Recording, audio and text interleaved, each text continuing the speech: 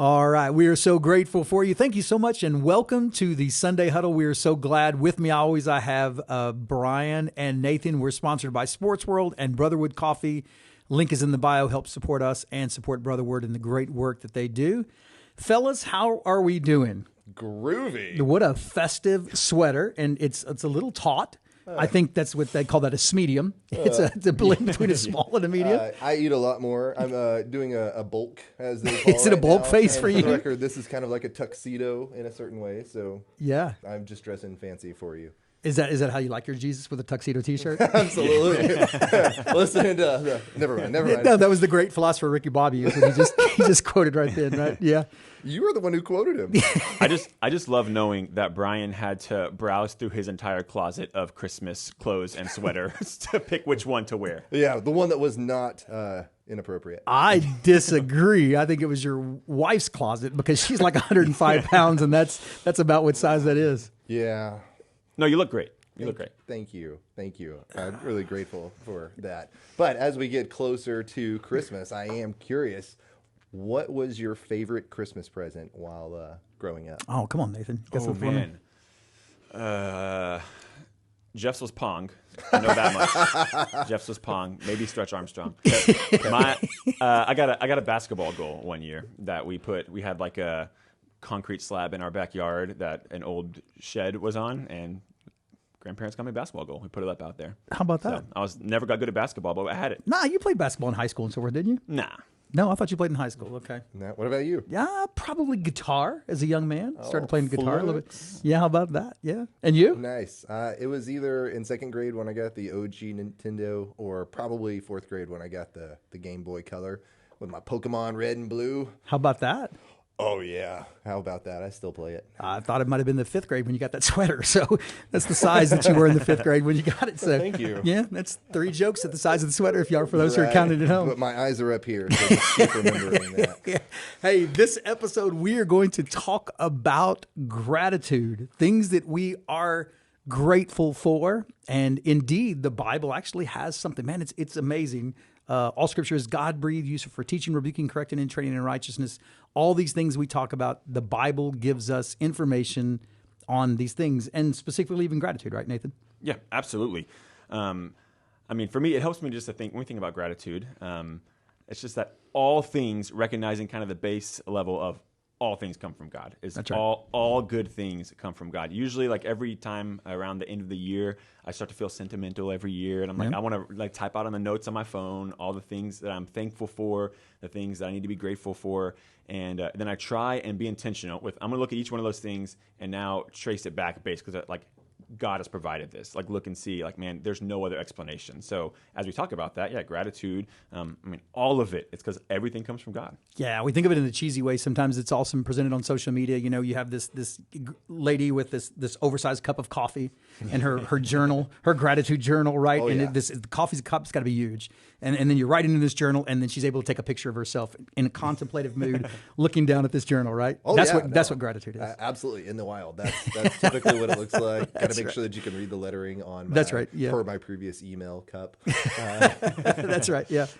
Yeah. So what gratitude? The Bible has to talk about this, doesn't it? Tells us about this. It says a lot. And one of the things that is kind of cool is that when you look at the Israelites specifically after being freed from Egypt, obviously God just freed them from slavery. And so they have everything. And their first thing to do when they have so much is, why am I just not back in Egypt if you were going to make me be hungry? Yeah, man, I love reading. I'm going to have you expand on that passage a little bit, but don't you consider yourself, like as we think here, we think we would never be like that. Like literally, if we were brought out of bondage and our food was being delivered to us, right, and given to us, we would never act that way, would we? Right. Yeah. No, and that's the thing is that with gratitude, it's one of those things that you understand how much God has given you. So we can go back to the cheesy analogy of like the Christmas presents and stuff. In fourth grade, if you gave me my Game Boy, fourth grade was the best 3 years of your life. You said. It was. I did so well in it. It was one of those times. Yeah. I like a victory lap. Yeah. But no, it was really cool because like I will never need another Christmas present again. This is the most. Take all my next 3 Christmases. This is so important, and then it ends up in a drawer. And it's one of those things that when we are keeping the gifts of God at the front of our mind, we're able to appreciate so much more in life. And so going back to the Israelites, it's one of those that, hey, if they were just looking back at the bondage that they had and see what they are and how they were in the presence of God and stuff like that, they would have hopefully had a different situation than grumbling. And then even more, when he gives them manna, then they're like, well, no meat? Yeah. No meat to go with this? Yeah. What is wrong with you? So then God's like, well, and he's like, you're going to eat so much, you're going to throw up. Yeah. And gratitude automatically causes us not to grumble and to complain. Favorite, you guys are going to hear it whether you heard it or not. Favorite joke ever. You heard the one about the priest that he was going to a particular denomination of the Catholic priest where he was going to, had a vow of silence. And so what they had to do is they had to go to this monastery deep up in the mountains, and they got 2 words every 5 years. That's all you could do. 2 words every 5 years. Other than that, you had to remain silent. So this priest goes there. He's a brand new priest, and 5 years pass. Not one word out of it uttered. And he comes to his chief priest, and he's allowed to say his 2 words. And he says, bed hard. And then, another 5 years elapsed, not a word uttered. And then he comes for his 5 words. His chief priest, what's his 2 words? And he said, food bad. He's like, oh my gosh. And so another 5 years pass, and he 5 years pass, complete silence, no words uttered. And he does it, and he gets his 2 words, and he says, I quit. And the chief priest says, that doesn't surprise me. You've done nothing but complain since you got here. Quick question. How do I get my wife to be on that? I'm just kidding. I married up. And he did marry up. That was not wise. Last episode, I don't know if y'all remember, we talked about forgiveness. And so we're going to talk to her about what it is to forgive. But it's kind of neat to me. And I think of and we'll look at the positive declarations of how we're supposed to be grateful for what we have. But when you're grateful, you can't complain or grumble simultaneously. Right. It takes it away. Right. Yeah. Complaining is the opposite of being grateful, or the opposite of being thankful. And it's funny, you mentioned the Israelites and they complain about the food. Like, they literally, in the book of Numbers, it's like half of the book is about them complaining. Complaining about the way the food tastes. They don't like the way the water tastes. Moses' leadership, who led us out of slavery, by the way. Moses' leadership is bad. We should kill him. Actually, they complain the whole time. And it's easy, just as you mentioned, Jeff, to look at that and think like, man, they are just so stupid. We would never do stupid. that. I would never do that. God has done incredible things in their life. And for me, whenever I find myself in that thinking, I feel like it's because I start to think like, well, they're complaining against God, and my complaints and my grumbling is like against like other people being dumb and against other things. So I would convince myself I would never be like that in complaining against God. Yet we do that all the time too. When we think about being grateful, many of the things that keep us from being grateful and being thankful is like circumstances and hardships in life. We can tell ourselves like, man, I would be more grateful if things would kind of start falling my way, if things would just be going better, if my life would turn out this way, or if this circumstance would change, then I will be better. Or translation, if God would just let my life be a little bit different, if God would just do what I know is best for me, then I could be grateful. And we're grumbling and complaining against God, just like the Israelites did. Yeah, exactly the same. And it's ironic to me that the things that we often complain about and are really our troubles are things that are actual blessings in our life. Right. You think about how you guys have young kids, and it's hard raising young kids. It's a very, very difficult time in your life. Also the time of the greatest joy and the greatest thing. And these things that we complain about, we complain about a car. Right. We have cars. Right. We complain, these things that we grumble about that are actual blessings. So it's not even just the tough stuff. We have the ability to complain about things that are good. Right. Yeah. And to come against that, I was listening just literally on the radio on the way up here, that the top 1%, I'll give you a guess, y'all probably are pretty aware of this, but top 1% to put you in the top 1% of income in the world, not in the United States. What do you think it is for income? Top 1%. I mean, I think it's probably close to like $2,000 or something like that. Yeah, it's a little higher than that, but go ahead. Of income? Yeah. Oh, yeah. $32,000 a year. That's what I meant. You forgot the 30. You said world. You said the world. But okay. 32,000 in the world. Right. Yeah. So, but that's the thing, though. And here's what it is. And this is why we're able to complain and not to be grateful. Right. Is because it's comparison.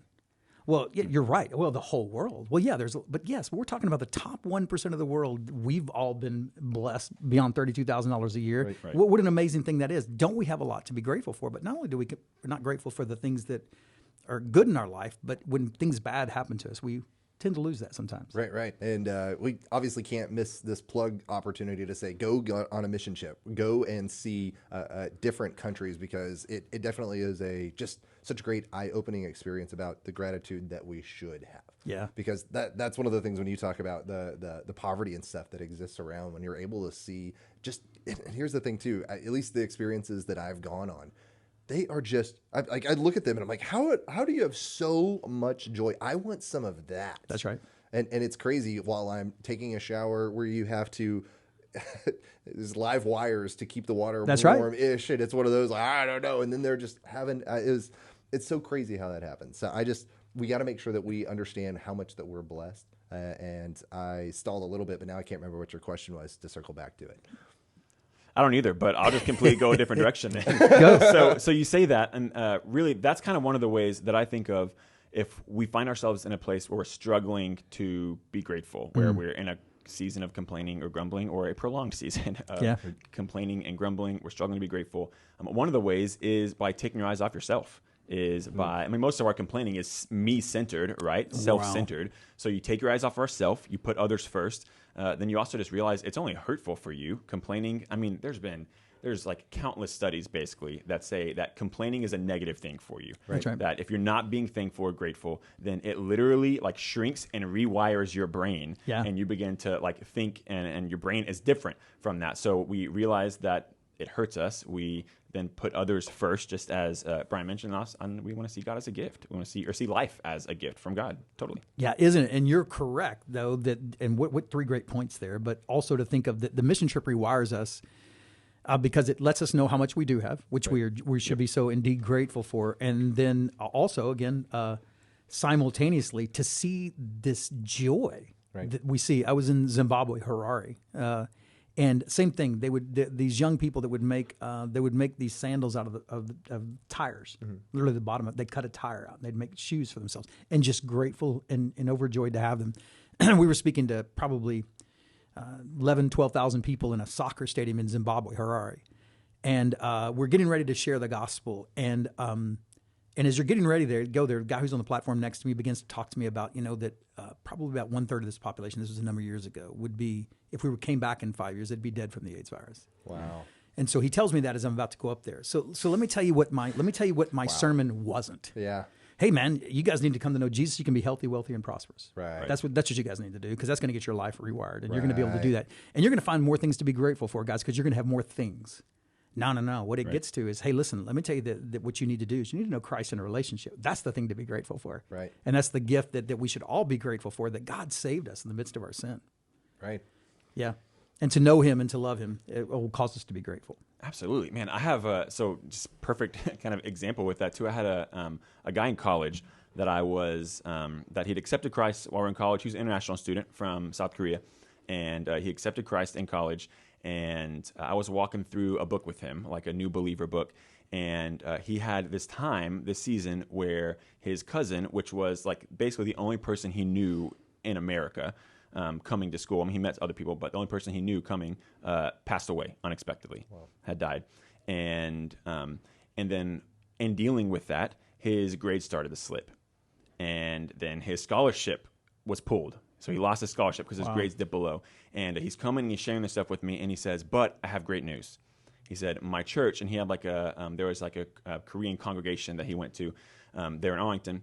And he said, my church, they have given me a $1,000 scholarship to help me with covering tuition.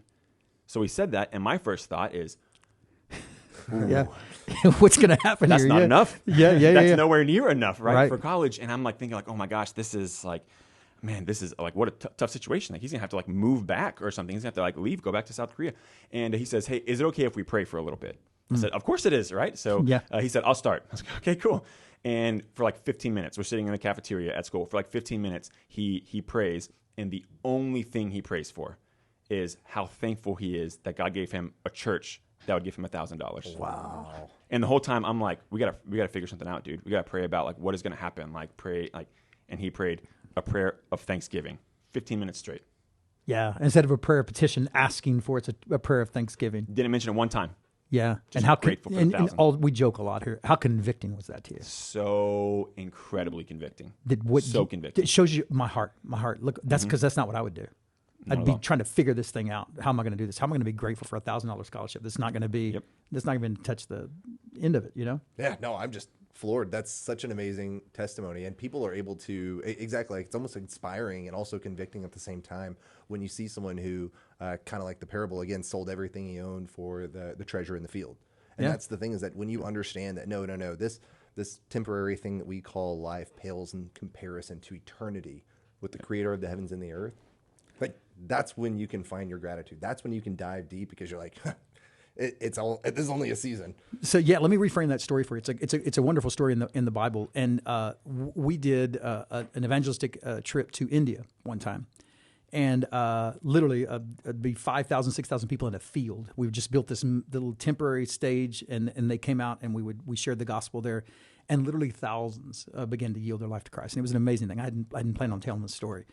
But over the next couple of months, after this outreach, we began to get letters and emails back to our office that explained that those who were coming to Christ were under just severe persecution.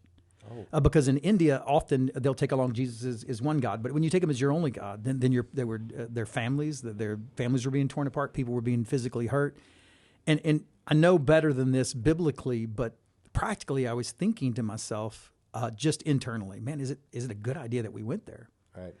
But these people were freely enduring this suffering because they were grateful for the gift that they had given. And that's the story that God brought to me. It was the story of the treasure hidden in a field, that there's this guy who sells all he has, who don't know the story, because there's this treasure there. And so when he sells all that he has and gains this treasure that's in this field, nobody feels sorry for them. Right. The difference is those people in India had a better understanding of the treasure hidden in a field than me, who was in professional ministry. Right. Who was doing this for a living. Yep. They understood it in a way that I didn't. Your friend understood gratefulness in a way that you had been raised in the church and knew Christ at a young age. That he knew it better than you did.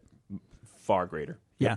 And that's something we should indeed be grateful for. What a great story, though, right? Oh, yeah. No, it's absolutely crazy. And I think that with this gratitude, you should be able to understand that the circumstances in your life, obviously we know Philippians 4:13, where it talks about you can play basketball if you want to, right? Or play in the NFL. Exactly. I can do all things. Right? Yeah, I was going to go in the ballet, but I can fit into the sweater. Exactly. That's exactly right. That's for those four counting. Hashtag goals. But no, the whole thing that Paul is talking about there in his letter to the church of Philippi is basically saying, no, I know what it's like to have nothing. I know what it is to have a lot. I know what it's like to be content in what God has given me, where God has placed me. And that's how I can say that I can do all things through Christ who has given me strength.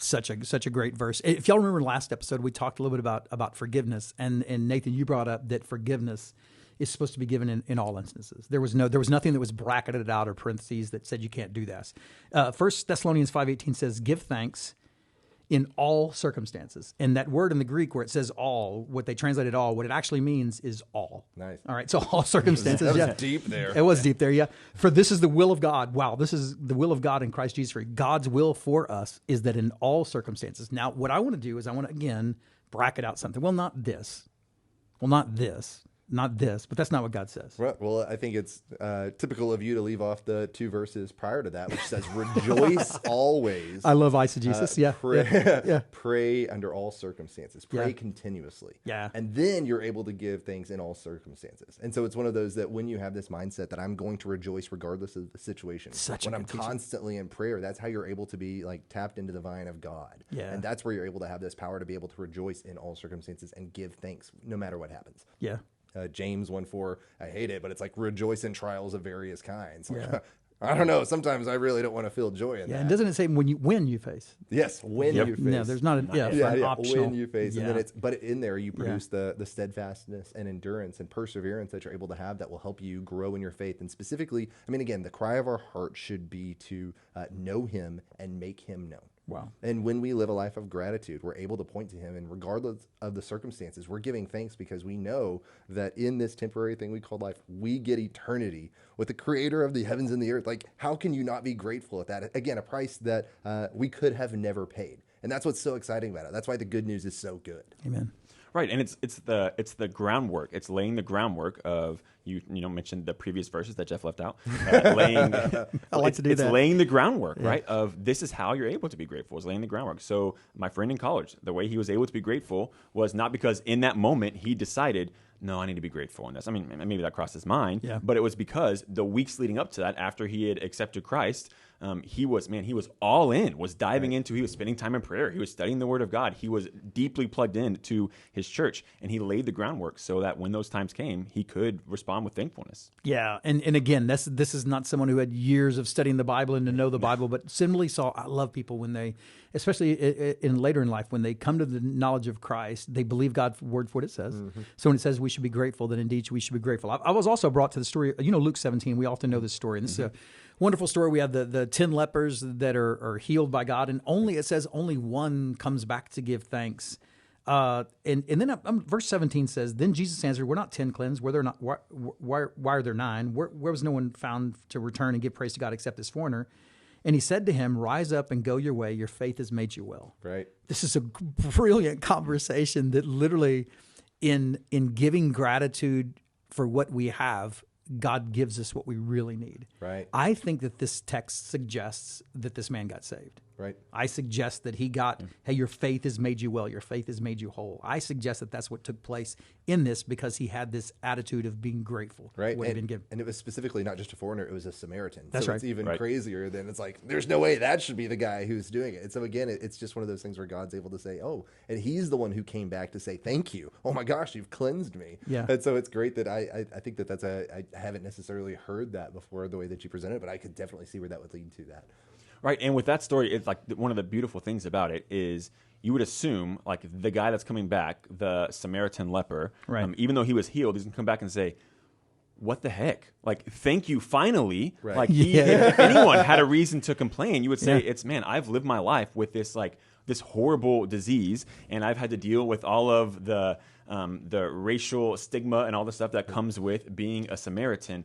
Yet, again, he's the one. If anyone had a right to complain, man, there's so much more than we would, right? Yet he comes and he literally, it says he falls on his face in front of Jesus in gratefulness and gratitude to the life change that God has brought for him. Yeah, and our gratefulness to God comes because we are objects of His grace. Yep. We're objects of His mercy. And so think about that at 13 years of age, God saved me. He redeemed me from my sin. He gave me His righteousness. I know because of that, if nothing else good happened in my life, that He's given me more than I ever certainly deserve. Right. He's given me this grace and this mercy, and indeed we should be grateful. Any final thoughts on that? Yeah, I mean, just no matter what the circumstances, where we feel they're at, we see that in the examples we talked about and in the Scripture, no matter where you're at. If you have Jesus, man, there is a reason to be thankful. There is a reason to be thankful. The two Cowboys fans to my right and my left, you guys are going to have a great draft pick. And with that, we are going to finish with an attitude of gratefulness. And we are grateful for Sports World sponsoring us. We're grateful for Brotherwood Coffee, man. You can help support this podcast, continue and allow it to keep going. You can do that through Brotherwood Coffee. You buy that coffee, it helps with their suicide prevention efforts. And also with Sports World, we would love for you to be connected to that. Continue to follow us, man, like and subscribe. And we look forward to seeing you next time. Peace.